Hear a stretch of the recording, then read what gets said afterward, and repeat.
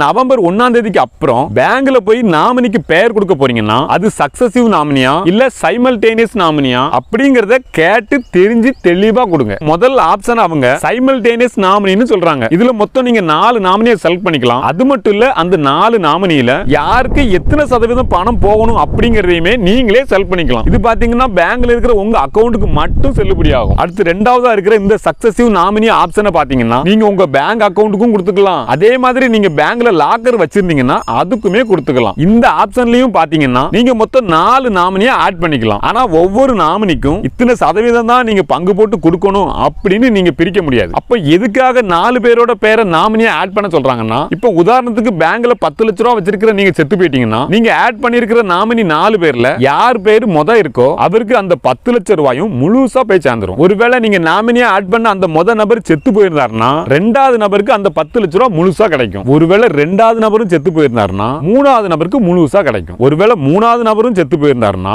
நாலாவது நபருக்கு கிடைக்கும். அதனால நீங்க செத்து போனதுக்கு அப்புறம் உங்க குடும்பத்துக்குள்ள பிரச்சனை வராம இருக்கணும்னா தயவு செய்து இந்த ஒரு விஷயத்தை மட்டும் எவ்வளவு சீக்கிரமா பண்ண முடியுமோ அவ்வளவு சீக்கிரமா பண்ணிருங்க. என்னடா செத்து போனதுக்கு அப்புறம்னு சொல்றேன்னு தப்பா நினைக்காதீங்க. நிறைய குடும்பத்துல ஒரு சாவு விழுந்தா போதும் அந்த சாவு பல பிரச்சனைகளை உருவாக்குது.